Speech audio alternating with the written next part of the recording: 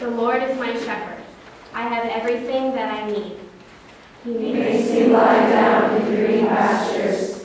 He leads me beside the still waters. He refreshes my soul. He guides me on the paths of righteousness, so that I may serve him with love. Though I walk through the darkest valley, or stand in the shadow of death, I am not afraid. For I know that you are always with me. You spread a full table before me, even in times of great pain. You feast me with your abundance and honor me like a king, anointing my head with sweet oil, filling my cup to the brim. Surely goodness and mercy will follow me all the days of my life, and I will live in God's radiance forever.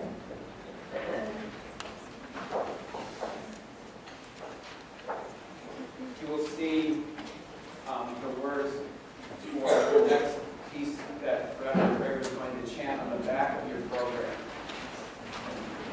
That is lighting the candle, Holocaust Remembrance Candle.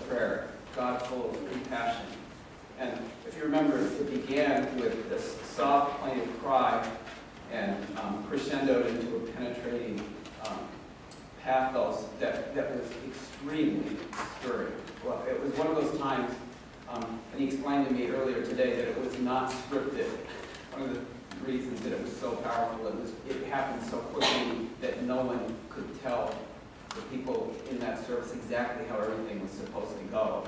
And so everything was completely heartfelt. And you could feel it even on TV. You could feel it. Together with his friends and colleagues, Rabbi Prager stands at the epicenter of the Newtown effect.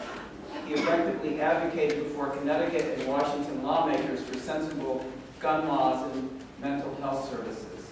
He continues to advocate for a culture of peace and civility in every major television, radio, and print outlet in the country, including CNN, MSNBC, NPR, the New York Times, Wall Street Journal, Newsday, and the Boston Globe. Recently, Rabbi Prager was assigned as chaplain to half of Connecticut's correctional facilities, where he comes in direct contact each week with perpetrators. He has demonstrated his ability at inspiring both liberals and conservatives to come together as partners for needed change. He's a former Florida Supreme Court certified family mediator and has founded a national organization called Global Coalition for Peace and Civility. and it's no wonder that he was recently awarded the Samaritan Medal for Peace and Humanitarian Achievement. December 14th, 2014 changed Rabbi Prager.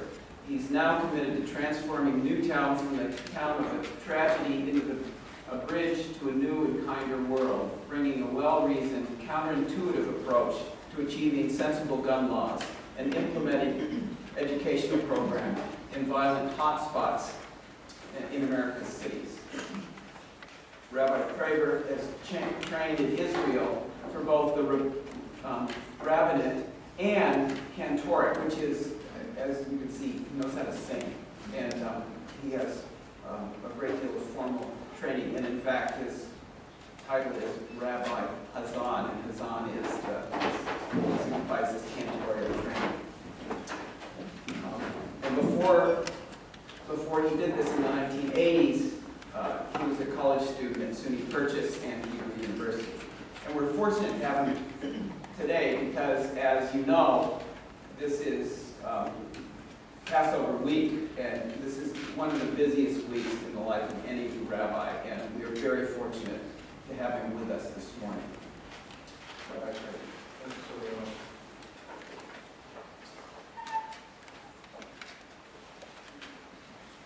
Shalom. Good morning. It's a pleasure to be here with you today at such a fine group and lovely school. And I'll tell you that I was quite content with my life the way it was. I didn't really want to be famous or anything like that. I live in Fairfield, and I enjoy music. I have a recording studio in my home, and a lot of different kinds of music.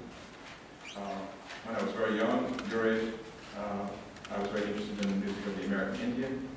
I learned hundreds of the songs of the Indian tribe, the Omaha Concord tribe out in Oklahoma. My grandmother came from Poland at age 13. She is part of the Lower East Side Jewish story of being 13 years old, not going to school, becoming a seamstress, and investing in the next generation, which is my parents, my father and mother. And I grew up in Great Neck, Long Island, in a privileged household. I thought at the time that 90% of the world was Jewish, because that's what my town looked like, until I ventured out and learned more about the world and realized that we were a very small minority, actually. But it is never the quantity, it is always the quality of your message, you know, in any race and group of people. It is always the quality and the conviction of your own spirit. After the Holocaust, we just lit this candle. It would be logical to think that there would be a feeling to hit back at the Nazis by Jews around the world. But that's not what happened. Instead, all of the energy was put towards building a secure haven for the future so that it would never happen again. And there's a little phrase in Psalm 23 that says that you have enabled me, you prepare a banquet. I have a different translation, but it's really the same. You prepare a banquet for me in the presence of my foes. And that, our rabbis explain, that the highest type of revenge, if you want to call it, that a person can take in this world is positive revenge. So if someone puts you down, you know, bullies you, don't strike back. You know, if they say you can't do this or you're, you know, something derogatory. Put all your energy in showing that you can. And show them. Let them know that you can. And let that be your revenge. Positive. Nobody gets hurt. You only thrive. You only get better at what you do. So I was very happy with the way my life was. I had my music studio, and I served a congregation in Newtown, keeps me quite busy. I'm married, I have kids, lovely kids. They keep me quite busy too. And I have my hobbies, and I love to hike, and I love nature. And that's it. I was very happy with my life as it was. And that morning on Friday, December 14th, I was with a bat mitzvah student, Romy, and we were preparing our last rehearsal for the next day. And Romy's father is a fireman, volunteer fireman. And he came in, and he's kind of a cool guy. He's always very relaxed, you know. But he came in looking very agitated that morning. And he kind of pulled me to the side and said, you know, there's been a shooting down at the school. And I was like, a shooting? Oh, come on. There must have been some kid, maybe had a knife or even a gun, you know, and they stopped him. And that's what happens when you hear something so jolting like that. Well, at least that's what happened to me. I would just try to translate it into the least worst, you know, scenario. And so I was basically pretending that you know, nothing too terrible happened until I couldn't pretend anymore. And I was actually pretending all the way to the firehouse. At that point, I had known that the principal in the house had been murdered. And at that point in time, I thought, okay, there was a student that had some kind of thing, bad blood between the two of them, and was directed towards those individuals. And I was actually in the firehouse, you know, consoling people, helping people, parents who were united with their children already, and dealing with the trauma of the experience, teachers that were in my congregation.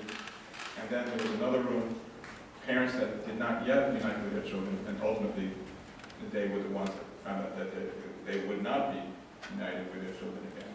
The governor had brought that news to us at around 3 o'clock. And I didn't even understand the full magnitude while I was there. I had to pick up my phone, and then there was ABC, you know, first thing, Newtown, ABC came on at 27th. And oh my God, you know, this doesn't happen in Newtown. And the point is that this should never happen in any town. And I want to give you just a few insights that you could carry with you throughout your life. The main way that you need to, all of us in our civilization, need to resolve any kind of conflict is using your interpersonal communication skills. It says that, you know, God created man, he breathed into mankind the Spirit of God. Man became Kabbalah says man became a speaking creature. So yes, the birds sing and they do it, but they have rudimentary communication. I learned that in 3rd grade from Granny Doug was in it. They told me, I once had a friend and she said, you know all these worthless things. I said, no, I'll use it someday. And you're right. And in any case, it is your communication skills that are going to resolve all of your problems. And you very rarely need to use any kind of violence. Now, when you become a prison chaplain, you learn behavioral management, and that's not a type of psychology. Behavioral management is a way to protect yourself physically. In other words, it teaches you to kill someone if you have to, but it also tells you that that is the very, very last thing that you need to do, because you're going to solve it through the way that you speak to people, the way that you look at them. You're going to solve your problems that way. And I'll give you one example. So an inmate, I talked to an inmate, he says, you know, Rabbi, what's that verse that goes something about the first one needs to throw the stone? And I said, I think you're talking about let he without sin throw the first stone. And that's in the New Testament.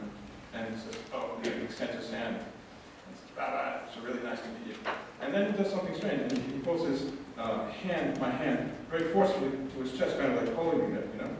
Kind of a little bit of insult, you know, kind of on the borderline of assaulting me. And so I'm thinking about my behavioral management, you know? But then I remember on that chart that that said that, use your interpersonal communication skill. And so I said, I'm thinking so very fast. What's my product? Okay, I'm a rabbi. Okay, so my product is God, right? Oh, right, I bring God to people, right? Okay, so he brought my hand to his heart, right? So he must want to have my blessing right into his heart, right? It was a mental health situation. So I reframed it and said, oh, yeah, that's what he wants. That's what I heard. And so I bring it to him, and I lean into him, and I look in his eyes, and I say, wow, you have a beautiful soul, like a wonderful heart. He looks at me, he goes, Rabbi, we cool.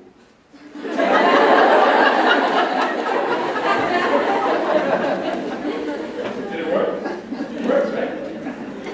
So, just remember that I go into rooms with killers, okay? And you have to be rational, okay? Even these people that they killed, it was very personal. They wanted to kill this person. They don't want to kill me. They wanted to kill that particular person that they did kill. So it doesn't mean that everybody is a psychopathic killer, like the assailant in San Diego. That's very rare. So you shouldn't be. I understand this school and many schools have beefed up the security. My children's school in Stanford had also increased the security. But I'll give you one other thing. You have a rough neighborhood. 2 schools. One school, very little violence in the school. The other school, a lot of violence. What's the difference? On the same street. The difference is that in one of the schools, the teacher stands in front of the school, and I've seen that in your school with Pastor here.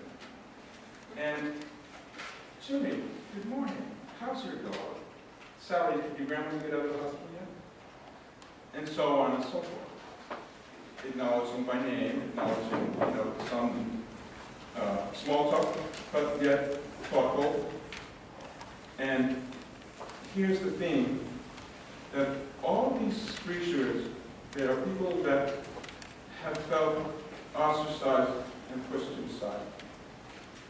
And generally this is the profile of a person that feels excluded in some fashion.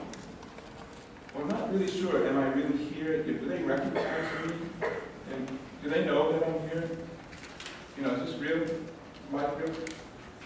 And so you have to make everyone feel that life is real and they're recognized, and you know about them. You acknowledge them. And this is what people require. It says in the Bible that it is not good for man to be alone. Lo tov, Adam levad. It is not good for a man, Adam, and we know about a certain Adam, to be alone. And now, this assailant was alone, and he pushed everyone away.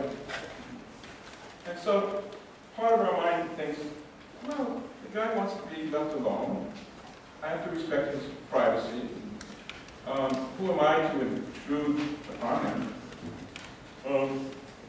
Well, I'm here to say that that's not really the best way to do it, go about it. A person that is alone will have plenty of time to be alone. And we have an institution in our society where we greet one another, shalom, hello, we greet one another, and we get a lot of information about one another by the way that we speak to each other when we greet each other. A lot of information. And maybe a person doesn't want to participate in a conversation, well, you can talk to them, the loner. They'll hear you. How you doing today? He's not responding. He or she's not responding. I just want to let you know, I think that's a really cool hat that you have on. Something. Say something to that person and leave it at that. And then say something the next day. And eventually, what you're doing is you're not allowing them to feel completely alone, even though they're not participating. And just like the principle that brought violence down in a rough neighborhood, write little greetings to people. Okay?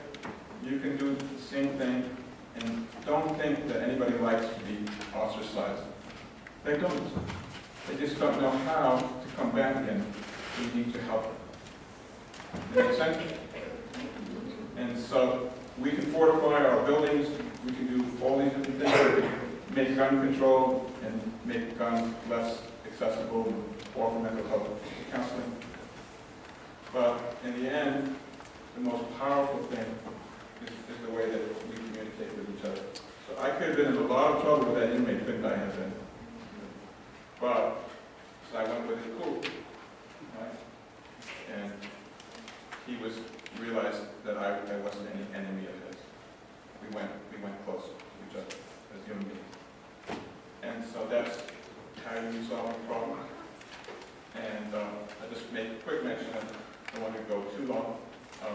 We had this horrible shooting just on the eve of Passover out in Kansas, and Overland, I believe, which is, certainly gave me the feeling that I wasn't in Kansas anymore. And I understand that one of your parents of one of your students worked in that community center. And so we need to be aware of racism and bigotry in our society.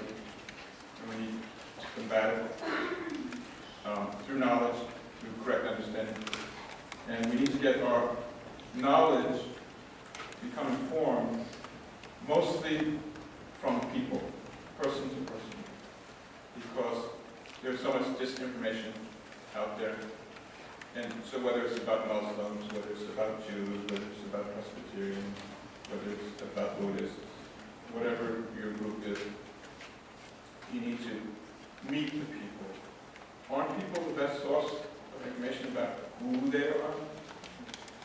So that is very easy to do today with our technology and the internet.